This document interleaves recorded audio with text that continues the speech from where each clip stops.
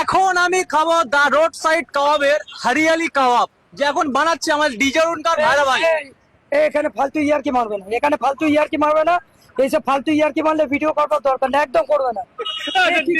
না না না, তুমি তুমি কি ভুল বলবো? ভাই বলে রেগে গেলে না আমাকে আগে পছন্দ নয়, না, একদমই পছন্দ না। পছন্দ নয়। না, তাহলে আমি খাবো এখন দা রোড সাইড কাবাবের হরিয়ালি কাবাব। একদম এরকমই বলবে। তাই? এই যে ডিজে ইয়ে এইসব বলবে না এখানে, এখানে এখানে এগুলো এলাও না। ওনার নাম কি হয়েছে? না না না, কি করে গেছে তোমার? ওনার নাম ধরলে আমার এখানে কাস্টমার নষ্ট হবে। হ্যাঁ? হ্যাঁ, উনি ওনার নাম দেওয়াটা মানে এখানে উনি ফেমাস হতে পারে ওখানে যাদব। বলছে বলে ওনার নাম ধরলে এখানে কাস্টমার নষ্ট হবে। এখানে করবে না। তো ঠিক আছে, দা রোড সাইড কাবাবের আমি এখন ট্রাই করব হরিয়ালি কাবাব।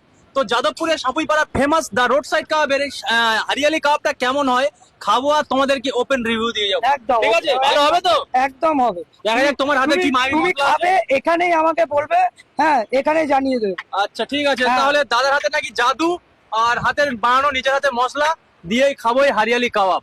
চলো ট্রাই করা যাক।